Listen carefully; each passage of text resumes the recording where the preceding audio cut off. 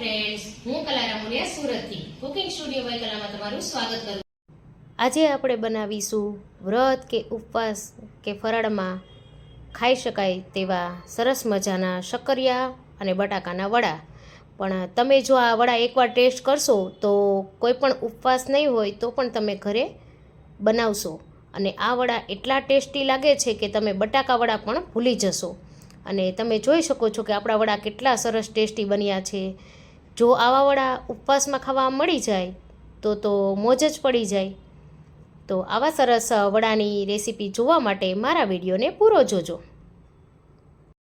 પણ એ પહેલાં જો હજી સુધી તમે મારી ચેનલને સબસ્ક્રાઈબ ના કરી હોય તો સબસ્ક્રાઈબ કરી લેજો અને બેલ આઇકન પર બટન દબાવી દેજો, જેથી મારા નવા વિડીયોની નોટિફિકેશન તમને મળતી રહે. તો ચાલો જોઈ લઈએ રેસીપી. એના માટે મેં અહીંયા 3 નંગ શક્કરિયા અને 2 નંગ બટાકા લઈ લીધા છે, જેને આપણે બાફવા માટે મૂકી દઈશું. અહીંયા આપણે બટાકાના 2 ટુકડા કરી લેવાના છે, શક્કરિયા એમ જ રાખવાના છે. શક્કરિયાને બાફતા વાર નથી લાગતી, બટાકાને થોડી વાર લાગશે, એટલે આપણે તેને 2 ટુકડા કરી અને પછી જ બાફવા માટે મૂકીશું. મેં અહીંયા બટાકાના ટુકડા કરી લીધા છે આ રીતે, અને એક સ્ટીમરમાં પાણી ગરમ કરવા મૂકી દીધું છે. તેના પર આપણે કાંઠો રાખી એક આ રીતની જાળી રાખી દઈશું અને શક્કરિયા ગોઠવી દઈશું. શક્કરિયાને મેં સારી રીતે ધોઈ લીધા હતા.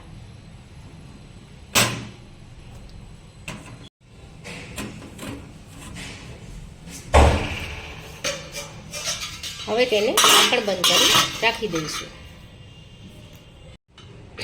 હવે 10 મિનિટ પછી તમે જોઈ શકો છો કે શક્કરિયા સરસ એવા આ રીતે બફાઈ ગયા છે, બટાકા પણ બફાઈ ગયા છે.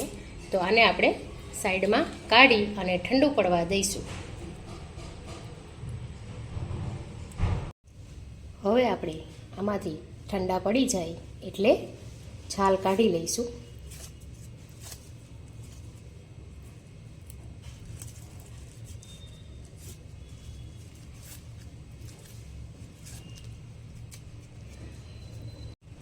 એમને બાફતી વખતે વધારે વાર સુધી નથી રાખવાના, નહીતર પાણી ચડી જશે. થોડા કાચા હશે તો પણ સરસ ટેસ્ટ આવશે, એટલે વધારે પડતા ઓવરકુક આપણે કરવાના નથી.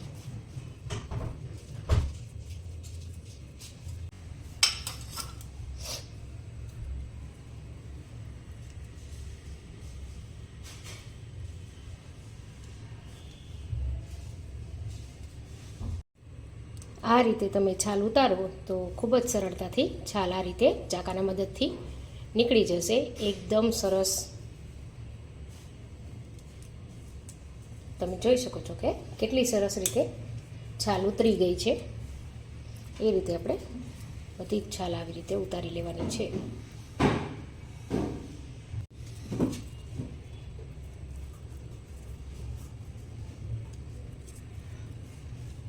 હવે મેં અહીંયા સરસ રીતે બટાકાની છાલ અને શક્કરિયાની છાલ કાઢી લીધી છે. તો હવે એક આ રીતે મેશરની મદદથી આપણે તેને ખમણી લઈશું, જેથી કરી વધારે પડતા મોટા ગાંઠા ના રહે. શક્કરિયાના પ્રમાણમાં બટેકું થોડું કાચું હોય છે, પણ એનાથી ખૂબ જ સરસ લાગશે.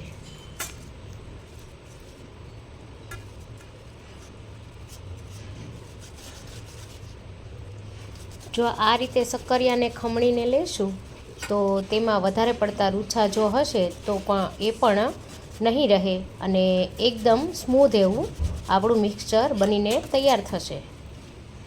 અને મોઢામાં તમને જ્યારે ખાતા હોય ત્યારે રૂછા પણ નહીં આવે. તો અહીંયા મારે બટાકા અને શક્કરિયા બંને વસ્તુ સરસ ખમણાઈ ગયું છે આ રીતે. હવે તમે તેમાં મેં અહીંયા આદુ મરચાંની પેસ્ટ લીધી છે. તમે તમારા તીખાસ મુજબ વધારે ઓછી લઈ શકો. ત્યારબાદ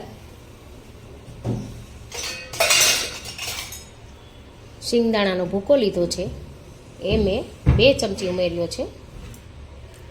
તમને ના પસંદ હોય તો તમે સ્કીપ પણ કરી શકો. અને થોડો અડધી ચમચી જેટલી ખાંડ ઉમેરીશું. અડધી ચમચી જેટલું સિંધવ મીઠું છે એ ઉમેર્યું છે. ત્યારબાદ આમાં તમારે તલનો ભૂકો ઉમેરવો હોય તો તમે ઉમેરી શકો. અને 1 લીંબુનો રસ ઉમેર્યો છે. તમને ખટાશ ઓછી પસંદ હોય તો તમારે ઓછો ઉમેરવો. હવે તેમાં અડધી ચમચી જેટલું ધાણા જીરું, અડધી ચમચી ગરમ મસાલો, અડધી ચમચી જેટલો મરી પાવડર. ત્યારબાદ આપણે ધાણાને પણ કાપી લઈશું. મેં થોડી કૂણી દાંડી સાથે જ ધાણા લઉં છું.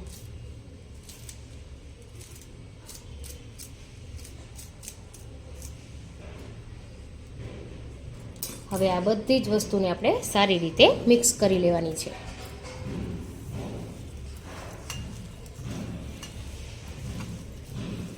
આ વડા એટલા સરસ તૈયાર થાય છે.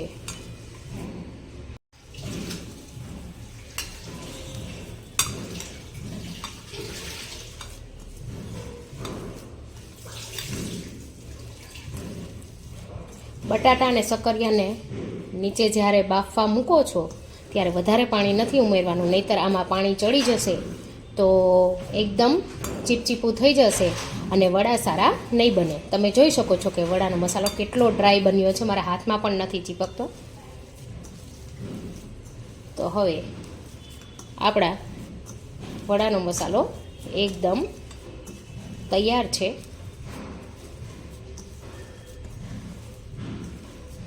આ તમે ખાલી શક્કરિયાનો પણ બનાવી શકો, પણ ખાલી શક્કરિયાથી થોડુંક ગળપણ વધારે લાગશે.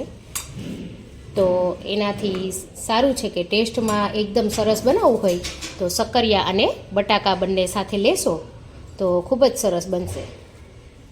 તો હવે આપણે તેના વડા બનાવી લઈએ. આ રીતે તમે જોઈ શકો છો કે વડા ઇઝીલી થઈ જાય છે. તો આપણે આ રીતે બધા જ વડાને વાળી લઈશું. હવે એ જ રીતે આપણે બધા જ વડા ફટાફટ વાળી લઈશું. તમે જોઈ શકો છો કે વડા કેટલા સરસ બની રહ્યા છે.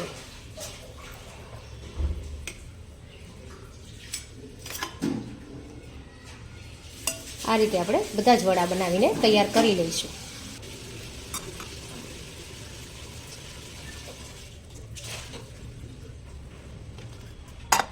તો તમે જોઈ શકો છો કે મારા વડા અત્યારે બનીને તૈયાર થઈ ગયા છે. 15 થી 16 નંગ વડા અહીંયા મારે બન્યા છે. હવે આપણે વડા માટેનું બેટર તૈયાર કરી લઈએ. તો એના માટે મેં અહીંયા એક બાઉલ લઈ લીધું છે. તેમાં આપણે સિંગોડાનો લોટ ઉમેરી દઈશું. અડધો કપ જેટલો સિંગોડાનો લોટ છે અને અડધો કપ જેટલો રાજગરાનો લોટ લઈ લેશું આપણે. હવે આ બંને લોટમાં પહેલાં થોડું આપણે મરી પાવડર ઉમેરી દઈએ અને ત્યારબાદ આપણે લોટની જરૂરિયાત મુજબ સિંધવ મીઠું ઉમેરી દઈએ. આ ફરાળી વસ્તુ છે તો હું અહીંયા સિંધવ મીઠુંનો ઉપયોગ કરું છું. ત્યારબાદ આપણે બંને સારી રીતે મિક્સ કરી લેવાનું છે.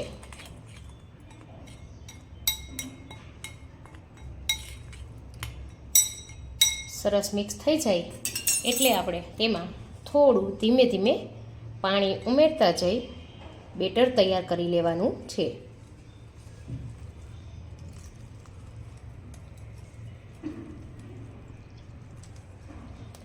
વધારે પડતું બેટર ઢીલું પણ નથી રાખવાનું અને ટાઈટ પણ નથી રાખવાનું.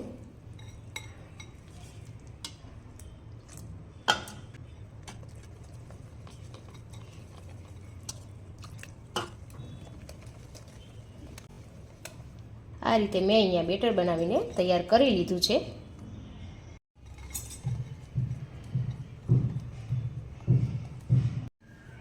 જો બેટર વધારે પડતું થોડું ઢીલું લાગતું હોય આ રીતે તો પાછું એમાં રાજગરો અથવા તો સિંગોડો ગમે તે લોટ તમે થોડો 1 ચમચી જેટલો ઉમેરી શકો અને બેટરને થોડું કડક જ રાખવું. તો આપણું બેટર તમે જોઈ શકો છો કે આ રીતે બનીને તૈયાર થઈ ગયું છે. મેં અહીંયા એક પેનમાં તેલ ગરમ કરવા માટે મૂકી દીધું છે. થોડું ઉમેરી આ રીતે ચેક કરી લઈએ તો તરત જ ઉપર આવે છે આપણું તેલ સરસ ગરમ થઈ ગયું છે. તો હવે આપણે તેમાં વડું ઉમેરશું. આ રીતે વડાને ડીપ કરી અને આપણે તેમાં ઉમેરતા જઈશું.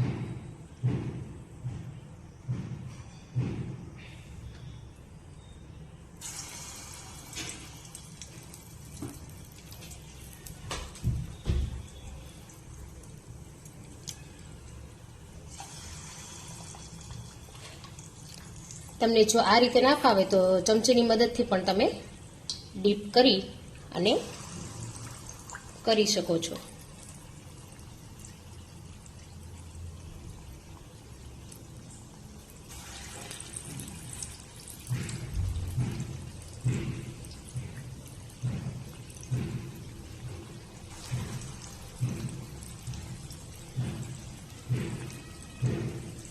ગેસની ફ્લેમ અહીંયા મીડિયમ જ રાખેલ છે.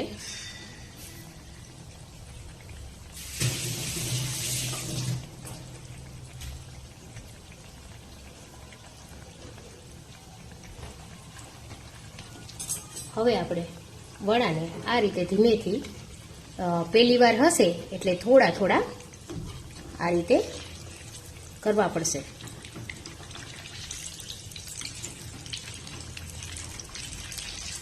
સરસ ઉપરથી પણ આ રીતે તેલ થોડું ઉમેરી દઈએ એટલે ઉપરથી પણ જે કાચા હોય તો સરસ ચડી જાય. તો આપણું વડું આ રીતે નીકળી જશે બધા જ.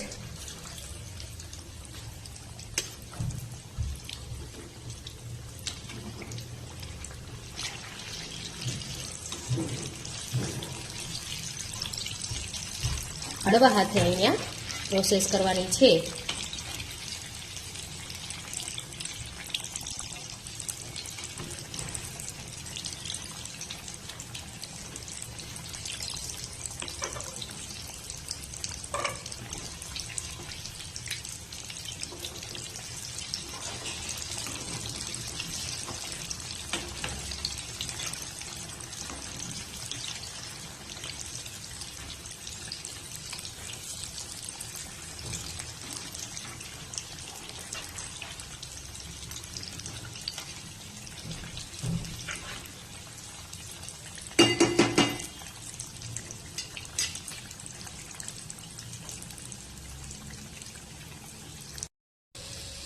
તો તમે જોઈ શકો છો કે અહીંયા વડા આ રીતે તળાઈને રેડી થઈ ગયા છે અને કેટલા સરસ દેખાવમાં પણ લાગી રહ્યા છે તમે જોઈ શકો છો.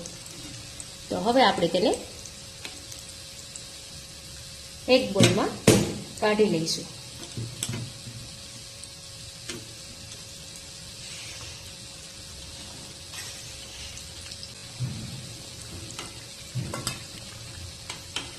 ફર્સ્ટ ટાઈમ જ્યારે કરતા હશો ત્યારે થોડું નીચે ચીપકશે, ત્યાર પછી પ્રોબ્લેમ નહીં આવે.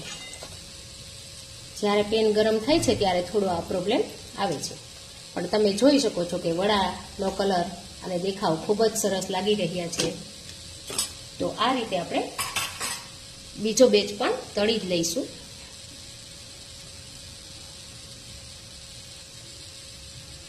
જો તમારે ચમચીથી કરવા હોય તો તમે ચમચીથી પણ આ રીતે ઇઝીલી કરી શકો છો. આ રીતે ચમચીમાં આ રીતે મૂકી દેવા તો પણ ખૂબ જ સરસ બનશે. હાથેથી ના ફાવે તો ચમચીથી આ રીતે કરવા.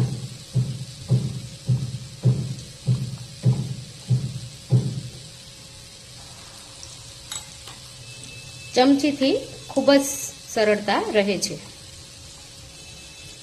તો અહીંયા મેં તમને ચમચીથી પણ બતાવી દીધા કે ચમચીથી ખૂબ સહેલાઈથી પાડી શકાય છે.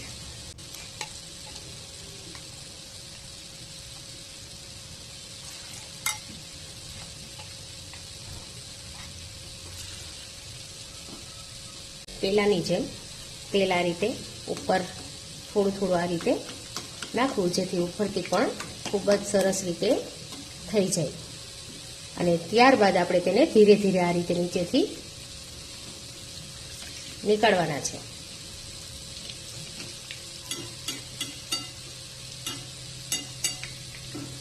આ રીતે પહેલા તેલ ઉપરથી રેડતા જવું. પણ આપણે ધીમે ધીમે આ રીતે પલટાવતા જઈ તળી લેવાનો છે. થોડું ઉખેડવામાં પ્રોબ્લેમ થશે, પણ હળવા હાથે આ રીતે થોડું પ્રેસ કરતા જશું તો સરસ મજાના આ રીતે પલટી જશે. અને તમે જોઈ શકો છો કે જોતાં જ ખાવાનું મન થઈ જાય તેવા સરસ ગોટા બન્યા છે. આ ગોટા જો તમે એકવાર બનાવી લેશો તો તમે ઉપવાસ નહીં રહેતા હોય તો પણ રહેવાનું મન થઈ જશે, સ્પેશિયલી આ ગોટા ખાવા માટે. તો આ ગોટાને પણ આપણે કાઢી લઈએ.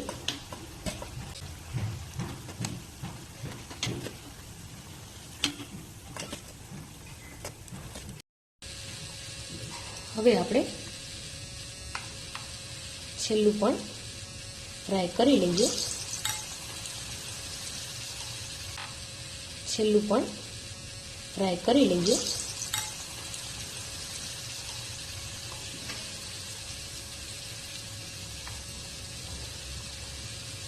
આ વડા જ્યારે તમે બનાવશો ત્યારે નીચે થોડા ઘણા ચોટે આ રીતે, પણ કંઈ વાંધો નહીં, તો પણ ખૂબ જ સરસ બનશે. પણ જ્યારે તમે ઉખાડો ત્યારે તમારે એકદમ હળવા હાથે જ ઉખેડવાના છે. અહીંયા તમે ખાલી સિંગોડાનો કે ખાલી રાજગરાનો લોટ પણ ઉપયોગમાં લઈ શકો છો, પણ મેં બંને ઉપયોગમાં લીધો છે સાથે, કેમ કે સિંગોડાનો લોટ થોડો કરકરો હોય છે અને રાજગરાનો એકદમ લીસો હોય છે. તો બંને લોટ જ્યારે ઉમેરીએ તો તેનાથી આપણી ઉપરનું પડ જે છે તે થોડું ક્રિસ્પી સરસ થાય, એટલા માટે મેં અહીંયા બંને લોટને સાથે ઉમેર્યા છે. તમે જોઈ શકો છો કે આ રીતે મેં ખાલી હળવા હાથે પ્રેસ કર્યું તો પણ ખૂબ જ સરસ આ રીતે વડું આપણું થઈ ગયું છે.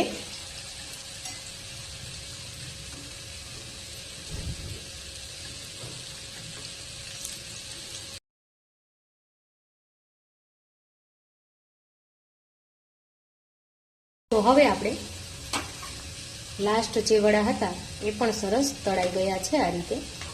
તો આપણે તેને પણ કાઢી લઈશું. તમે જોઈ શકો છો કે ઉપરથી વડાનું પડ કેટલું સરસ ક્રિસ્પી દેખાઈ રહ્યું છે. બધા જ વડા બનીને તૈયાર થઈ ગયા છે સરસ મજાના. તમે જોઈ શકો છો કે વડા કેટલા સરસ દેખાઈ રહ્યા છે, જોતાં જ ખાવાનું મન થઈ જાય તેવા બન્યા છે ને. તો આને તમે ગ્રીન ચટણી સાથે કે ખજૂર આંબલીની ચટણી સાથે પણ પીરસી શકો છો. ને આ રીતે આપણા વડા બધા જ બનીને તૈયાર છે. તો વડાને તમારે જ્યારે પણ પીરસો ત્યારે ગરમા ગરમ જ પીરસવા, ઠંડા વડાનો ટેસ્ટ સારો નહીં આવે.